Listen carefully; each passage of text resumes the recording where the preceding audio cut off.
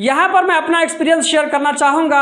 ये 2018 की बात है, जब मैं कतर से नेपाल आ रहा था। उस वक्त मैं यूएस बंगला फ्लाइट के जरिए आ रहा था बांग्लादेश एयरपोर्ट पर। मुझे अस्सलाम वालेकुम दोस्तों, मैं हूं असलम आलम और आप देख रहे हैं गल्फ एक्सपर्ट। दोस्तों, आज की वीडियो में आप लोगों के कुछ सवाल का जवाब देने वाला हूं। मेरी कोशिश होती है कि हर हफ्ता कोई ऐसी वीडियो बनाऊं जिसमें आप लोगों के कमेंट का रिप्लाई कर सकूं। तो आज की वीडियो मैं यही करने वाला हूं, तो वीडियो को लास्ट तक ज़रूर देखें।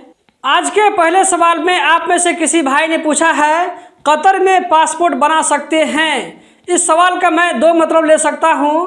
पहला तो ये है कि ये पूछना चाह रहे हैं कि क्या कतर में फ्रेश यानी कि पहली मरतबा पासपोर्ट बना सकते हैं या नहीं बना सकते हैं।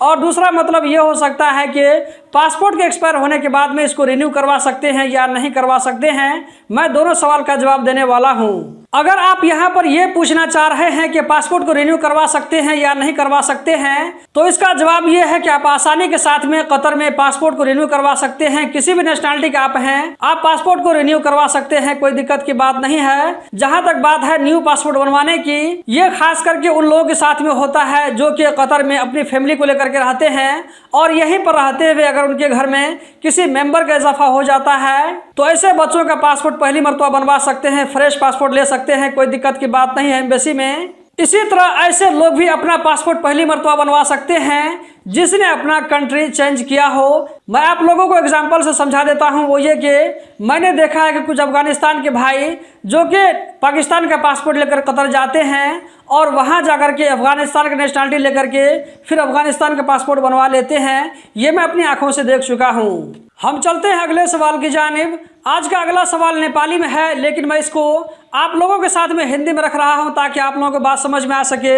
इस भाई ने पूछा है, कतर से नेपाल जाते हुए वाईफाई का राउटर कितना पीस लेकर जा सकते हैं? इसका जो 100% सही जवाब है, इसके बारे में कतर एयरपोर्ट पर या ये कि आप नेपाल एयरपोर्ट पर जो कस्टम डिपार्टमेंट है वहीं से मालूम कर सकते हैं। लेकिन फिर भी हम अपनी तरफ से अंदाजा लगा सकते हैं कि आप ज़्यादा से ज़्यादा 3-4 अगर पीस अगर लेकर जाते हैं तो मेरे ख्याल से कोई दिक्कत की बात नहीं होगी। लेकिन अगर इससे आप ज़्यादा अमाउंट में लेकर जाते हैं, देखने में ऐसा लगता है कि इसको आप बिजनेस के लिए लेकर जा रहे हैं, तो ये आपके लिए दिक्कत हो सकता है। यहाँ पर मैं अपना एक्सपीरियंस शेयर करना चाहूँगा। ये 2018 की बात है, जब मैं कतर से नेपाल आ रहा था। उस वक्त मैं यूएस बंगला फ्लाइट के जरिए आ रहा था। बांग्लादेश एयरपोर्ट पर मुझे रोक लिया गया था जब वहां पर एक्सरे मशीन में मेरे सामान की तलाशी हुई। असल में इस तरह होता है कि जब आप कतर से जाने लगते हैं तो आपके रूम के लोग या ये कि आपके जान पहचान जो लोग कुछ लोग होते हैं, वो लोग भी आप लोगों को सामान साथ में दे देते हैं। तो उस वक्त आप ये खोल करके नहीं देखते हैं कि वो सामान क्या है। तो उसी तरह मेरे साथ भी हुआ था। किसी भाई ने मुझे सामान दे दिया था, मैंने चेक किए बिना उसको अपने पास में रख लिया। तो उसके अंदर से कम 10 ईयरफोन और कुछ इलेक्ट्रॉनिक सामान निकले थे। इसकी वजह से मुझे वहां पर रोक लिया गया था। उन लोगों ने कुछ सामान को वहां पर रख लिया। उसके बाद मुझे आगे जाने की इजाजत दी, जिसमें जो है कम से कम मेरे ख्याल से 10-12 ईयरफोन थे और एक पीस माइक था जो कि आप बच्चों के लिए लेकर जाते हैं। यहाँ पर आप लोगों को स्क्रीन पर नजर आ रहा होगा कि किस तरह का माइक मेरे हैंड बैग में था, तो मुझे वहां पर रोक लिया गया था। इस तरह का अगर आप हैंड बैग में लेकर जाते हैं तो आपके साथ में दिक्कत हो सकती है। आज के अगले कमेंट में आप में से किसी भाई ने लिखा है, 5 महीना से बैठा हूं, अभी तक कोई काम नहीं मिला है। दोस्तों, आप में से बहुत सारे लोगों के साथ में इस तरह का प्रॉब्लम है। वहां पर बहुत दिनों से वैसे ही बैठे हुए हैं, कुछ काम नहीं है। लेकिन कुछ दिनों पहले अशगाल की तरफ से नए प्रोजेक्ट के बारे में अनाउंसमेंट आ चुका है, लेकिन ये काम अभी तक आम वर्करों के हाथ में नहीं पहुंचा है। तो देखते हैं कि कितना दिन लगता है पहुंचने के लिए। आप यहां पर यह कर सकते हैं कि 2-3 महीना की छुट्टी में आप घर चले जाएं। जब वहां पर काम शुरू हो जाएगा तो फिर आप वापस आ सकते हैं। आज के अगले सवाल में आप में से किसी भाई ने पूछा है, भाई मेरा 5 साल हुआ, अभी 6 महीना से काम नहीं चला, तो कंपनी वाले ने कहा टिकट देगा, पॉकेट मनी देगा, मेरा 5 साल का सर्विस बोनस और 6 महीने की सैलरी देगा। अगर मैं कंप्लेन किया तो लेबर कोर्ट में चक्कर तो नहीं लगाना पड़ेगा? दोस्तों, इस सवाल में इस भाई ने सेंटेंस को ठीक से नहीं लिखा है, इसीलिए मुझे लगता है कि आप में से किसी भाई को इसके बारे में समझ में नहीं आया होगा ये क्या पूछना चाह रहा है। तो इसका कहना यह है कि इस भाई ने किसी कंपनी में 5 साल काम किया, अभी इस भाई को 6 महीना गुजर गया है, 6 महीना से कंपनी में काम नहीं चल रहा है। तो कंपनी वाले ने कहा कि तुमको हम टिकट देते हैं और 500 रियाल पॉकेट खर्च देते हैं, तुम घर चले जाओ। तो इस भाई का यहाँ पर पूछना यह है कि इसने 5 साल तक कंपनी में काम किया है, तो कंपनी वाले इसको बिना सैलरी के भेज रहे हैं, सिर्फ टिकट और 500 रियाल दे करके। अगर ये लेबर मिनिस्ट्री में कंप्लेन करते हैं तो इसको पूरा पैसा मिलेगा या नहीं मिलेगा? तो इसका जवाब ये है कि आप लेबर मिनिस्ट्री में कंप्लेन करते हैं तो आपको पैसा पूरा मिलेगा, लेकिन इसके लिए आपको इंतज़ार करना पड़ेगा। कितना इंतज़ार करना पड़ेगा ये नहीं कह सकते हैं। हो सकता है कि आपका काम 2 महीना में भी हो जाए, 6 महीना में भी हो जाए, या ये कि आपको साल भर भी लग सकता है। किसी भी कंट्री में कोर्ट का जो काम होता है वो स्लो होता है। मैंने ऐसा भी देखा है कि किसी आदमी का 15 दिन में केस सॉल्व हो गया।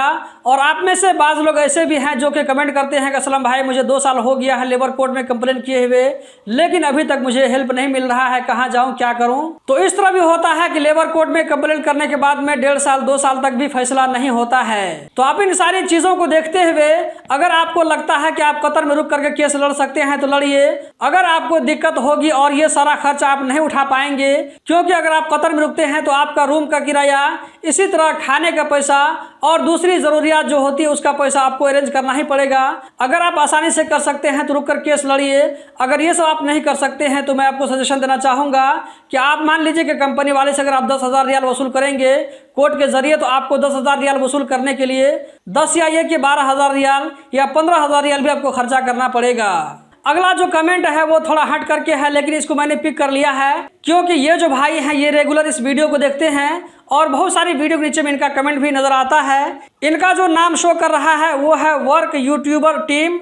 असलम भाई अस्सलाम वालेकुम, आपका शर्ट बहुत अच्छा है, मुझे गिफ्ट कर दीजिए। शायद जो आप शर्ट देख रहे हैं जो मैं पहन करके वीडियो शूट कर रहा हूँ, यही वाली वो शर्ट है। अगर आपको पसंद आती है तो आप घर पर आइए, इंशाल्लाह मैं आपको गिफ्ट कर दूंगा। और ये जो वीडियो इतने लोग देख रहे हैं, हज़ारों लोग देख रहे हैं, सारे लोगों के सामने मैं आपसे कह रहा हूँ कि अगर आप मेरे घर पर आते हैं, अगर आप ख्वाहिश करेंगे तो ये शर्ट मैं आपको गिफ्ट में कर दूंगा। आज का जो आखिरी सवाल है, आप में से किसी ने पूछा है, कोई काम नहीं है भाई, सिर्फ पब्लिक को शांत करने और कतर में स्टे करने के लिए पब्लिसिटी की गई है ताकि लोग इसको छोड़कर न भागे और ये कि सुपरमार्केट और दूसरे बिजनेस चलता रहे। इस भाई ने जो कमेंट किया है वो है कतर के जो नए प्रोजेक्ट आने वाले हैं उसके बारे में कमेंट किया है। इस सवाल का जवाब मैं आप लोगों के ऊपर में छोड़ देता हूं कि आप लोग इसका जवाब दें कि इस भाई का कहना सही है या नहीं है। इसके बारे में जो मेरा कहना है वो इससे पहले मैं कह चुका हूं कि कतर में कई प्रोजेक्ट ओपन होने वाले हैं, इसमें थोड़ा टाइम लग सकता है। बाकी आप लोगों का इस कमेंट के बारे में क्या कहना है कमेंट बॉक्स में ज़रूर बताएं। इसी के साथ इस वीडियो को हम एंड करते हैं, मिलते हैं जल्दी ही किसी नई वीडियो में। इस वीडियो को देखने का बहुत बहुत शुक्रिया।